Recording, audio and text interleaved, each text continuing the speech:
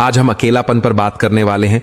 तो क्या आप जानना चाहते हैं कि अकेलापन क्या होता है और क्यों हम अकेलापन से भागते रहते हैं? एक चीज जो हमारे जन्म से पहले हमारे साथ होती है और जन्म के बाद भी हमारे साथ होती है और मृत्यु के पश्चात भी हमारे साथ बनी रहती है, परंतु जीवन भर हम इससे भागते रहते हैं। और आप जानते हैं यह क्या है? यह है अकेलापन। जन्म से पहले आप अकेले थे, मृत्यु के बाद भी आप अकेले रहोगे, परंतु जन्म और मृत्यु के बीच में जो जीवन है उसमें आप अकेले तो हैं, परंतु आप इसे स्वीकार नहीं करते। इसी कारण आप दुख पाते हैं, क्योंकि आपका स्वभाव है अकेलापन और आप अपने स्वभाव से जैसे दूर भागते हैं। जैसे ही आप संसार में प्रवेश करते हैं, संसार जहां हर कोई एक दूसरे के लिए बना है, सबको एक दूसरे से कुछ आशा है, निराशा है, सब कुछ एक दूसरे के लिए हो रहा है, जहां जीने का नाटक किया जा रहा है, जहां खुद को छोड़कर सब कुछ चाहिए, जहां आप अपने अकेलापन से दूर होने के लिए सारे इंतजाम करके रखते हैं।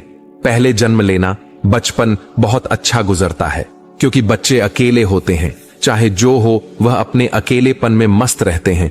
परंतु जैसे बच्चे बड़े होते चले जाते हैं, वह अपना अकेलापन छोड़ते चले जाते हैं, संसार में प्रवेश कर जाते हैं।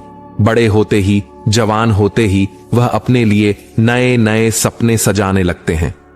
एक हम सफर ढूंढते हैं, शादी करने के लिए बच्चे पैदा करते हैं और फिर उनसे आशा लगाते हैं, फिर बच्चों के लिए जीते हैं, फिर उनके बच्चों के लिए जीते हैं और संसार में हजार तरह के रिश्ते हम बनाते हैं और उनमें ही उलझ कर रह जाते हैं। जो तुम हो, एकांत अकेले, उससे भाग जाना ही संसार कहलाता है।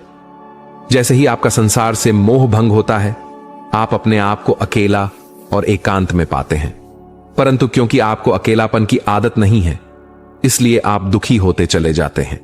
आप चाहते हैं कि आपका अकेलापन कोई भर दे, जल्दी से जल्दी कोई आपके जीवन में आ जाए जो आपका हालचाल पूछे, आपका ख्याल रखे। कोई तो आपका हालचाल पूछ ले। आपने देखा, जब आप किसी से नाराज होते हैं या आपसे कोई नाराज हो जाता है, आप किसी के कारण दुखी होते हैं, तो कैसे आप अपने आप को अकेला महसूस करने लगते हैं। आपको लगता है कि आपके आसपास कोई नहीं है जो आपको समझ सके, कोई नहीं है जो आपका चाहने वाला हो, आपको प्रेम करता हो। सब मतलबी दिखाई देने लगते हैं और आप अपने आप को अकेला महसूस करने लगते हैं। और कुछ तो इतने अकेले हो जाते हैं कि वे अपना जीवन ही समाप्त करने पर उतारू हो जाते हैं। वह सोचते हैं कि ऐसी दुनिया में रहकर क्या फायदा जहां सब मतलबी है, परंतु वह यह भूल जाते हैं कि आदमी आखिर में सत्य को ही प्राप्त होता है। जैसे मृत्यु एक सत्य है, वैसे ही अकेलापन भी एक सत्य है जो हमारा अपना है, परंतु क्योंकि हमें इसकी आदत नहीं है तो हम घबरा जाते हैं। जैसे एक बच्चा खिलौने को अपनी जिंदगी समझ लेता है और खिलौना न मिलने पर वह नाराज हो जाता है, वह अपने माता पिता से ही दुखी हो जाता है, जब तक कि वह खिलौना उसे वह दोबारा से ना दिला दे। ठीक उसी प्रकार हम उस अकेलापन को समझ नहीं पाते, जबकि वही सत्य है और वही हमारा असली स्वरूप भी है, परंतु हमारा मन संसार में लगता है। हमारे मन की जड़ संसार में फैली है। जैसे ही संसार का असली रंग ढंग हमारे सामने आने लगता है, तो मन विचलित हो जाता है। वह तरह तरह के प्रयास करता है और आप फिर से उस संसार में व्यस्त हो जाते हैं जहां से उसे शक्ति प्राप्त होती है। परंतु कुछ लोग होते हैं जो संसार के द्वारा इस कदर ठुकराए जाते हैं, इस तरह उन्हें धोखे दिए जाते हैं कि वह वापस संसार पर भरोसा नहीं करते, वह संसार में वापस लौटना नहीं चाहते, वह अकेले हो जाते हैं। उनका मन उनके साथ एक नया खेल खेलता है, वह उल्टा संसार उनके भीतर बसा देता है। अब वह संसार से नफरत करने लगते हैं, पर अंतर्मन की गहराई में एक इच्छा बनी रहती है कि कोई तो हो संसार में ऐसा जो उसका हाथ थाम ले, यह कहे कि मैं हूं तेरा। यह लोग भी अपने अकेलापन से दूर हो जाते हैं। वास्तव में यह अपने अकेलापन से नहीं, अपने से ही दूर हो जाते हैं। एक कहानी है, शायद आपको कुछ समझ आ जाए। एक युवक अपने जीवन से बड़ा खुश था, नए नए सपने थे, नया नया जोश था और बहुत कुछ करना था उसे अपने जीवन के साथ। बेरोक टोक जिंदगी उसकी चलती जा रही थी। फिर कुछ समय बीता और उसका विवाह हो गया। विवाह होते ही वह संसार में प्रवेश कर गया। जैसे कि सब खुश होते हैं, वैसे वह भी बहुत खुश हुआ।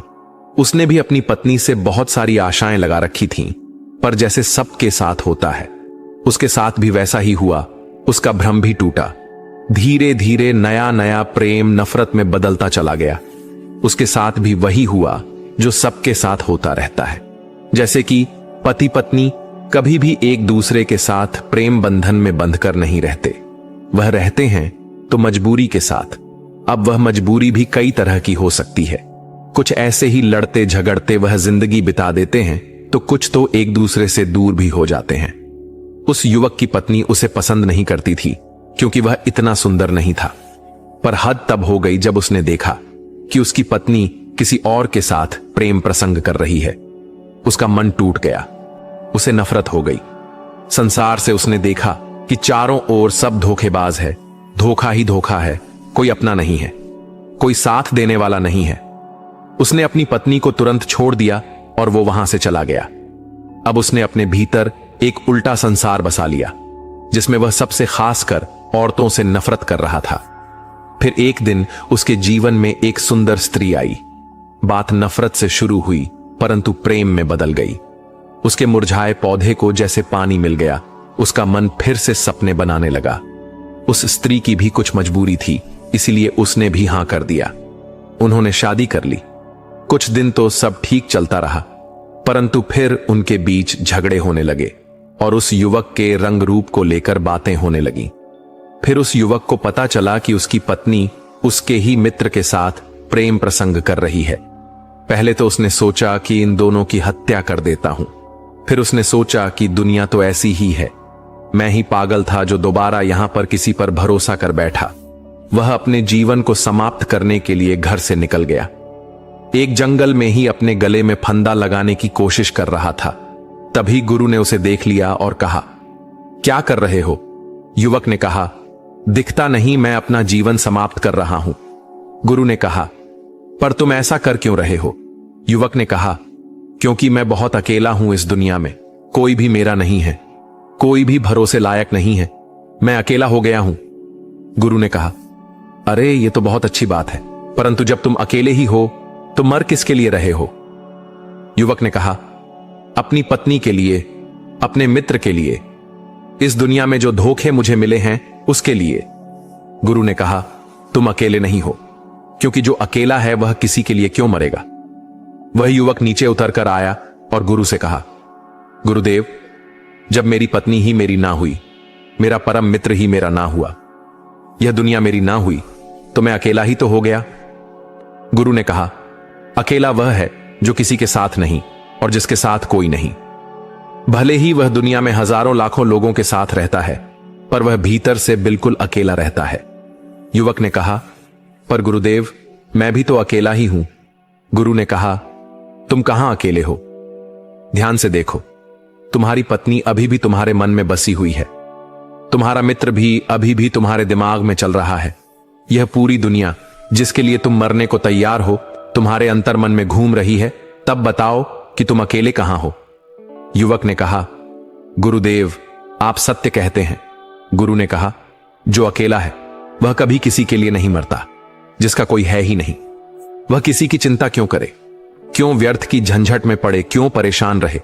अकेले हो जाना हमारी नियति है। अब अगर तुम अपने आप को अकेला नहीं कर पा रहे हो तो मृत्यु एक दिन तुम्हें अकेला कर ही देगी, परंतु जो जीते जी अकेले हो जाते हैं वही अकेलेपन के आनंद को जी पाते हैं। युवक ने कहा, गुरुदेव, मुझे क्या करना चाहिए? गुरु ने कहा, हो सके तो वास्तव में अकेले हो जाओ, परंतु याद रखना यह संसार बार बार तुम्हें अपनी तरफ खींचेगा। इस संसार में रहकर जो अकेले हो गया वहीं परम ज्ञान को प्राप्त हो गया। अकेलेपन में ही आत्मज्ञान की प्राप्ति होती है। वह युवक गुरु के साथ चला गया और आखिरकार एक दिन वह अकेला हो गया, एक आध को प्राप्त हो गया। जब उसने पाया कि अब उसके पास कोई नहीं है, जब कोई है ही नहीं, तो उसे किसी से कोई नफरत नहीं, कोई नाराजगी नहीं, कोई परेशानी नहीं, कोई चिंता नहीं। एक दिन उसने रास्ते में अपनी पत्नी को देखा जो बहुत बुरी हालत में थी, क्योंकि जिसके साथ वह चली गई थी उसने भी उसे छोड़ दिया था। संसार अब उस युवक को वापस बुला रहा था, पर वह वापस नहीं गया। उसने अपनी पत्नी की सहायता की और वहां से चला गया। अब उसे बांधने वाला कोई नहीं था, वह स्वयं से आजाद हो चुका था। कभी आपने अपने आप को ध्यान से देखा कि आप कहां कहां फंसे हुए हैं? क्योंकि आपने खुद अपने बंधन बांध रखे हैं। आपने अपना स्वभाव छोड़ दिया है और वह है आजाद और अकेलापन। न तुम्हारे साथ कोई आया, न तुम्हारे साथ कोई जाएगा। तुम अकेले आए और अकेले ही जाओगे। फिर भी तुम अकेले जीवन नहीं जी पाते। अब इस बात को यह मत समझ लेना कि कहीं दूर जंगल में बैठकर जीवन जीना है। जीवन तो संसार में ही जीना है, पर भीतर से अकेले हो जाना है, जहां कोई तुम्हें बांध ना सके। तुम यह याद रखना, शरीर से कभी कोई बाधा नहीं जा सकता। आदमी तब बंध जाता है जब वह मन से किसी के साथ बंधा हुआ होता है। हम खुद ही अपने आप को बांध कर रखते हैं, खुद ही अपने लिए जंजीरें तैयार करते हैं। और ये जंजीरें होती हैं रिश्ते की, नातों की, माया की, मोह की। हम जानबूझकर परेशान होते हैं, हम जानबूझकर दुख उत्पन्न करते हैं, हम जानबूझकर इस दुनिया में अपने आप को फंसा लेते हैं। नहीं तो हमारा स्वभाव यह है ही नहीं। हम अपने मन के कारण विवश हो जाते हैं, और यही अकेलापन जिसने प्राप्त कर लिया वह परम ज्ञान को प्राप्त हो जाता है। और वह कहता है कि मुझे कुछ नहीं मिला, क्योंकि उसे कभी कुछ मिलता ही नहीं। वह केवल अपने आप को प्राप्त हो जाता है। जो वह है उसे वही दिखाई देने लगता है। दोस्तों, इस कहानी से आपने क्या समझा? अपने विचारों को, अपने भावनाओं को एक कमेंट के माध्यम से जरूर बताएं। क्या पता आपके एक कमेंट से किसी का जीवन बदल जाए। धन्यवाद।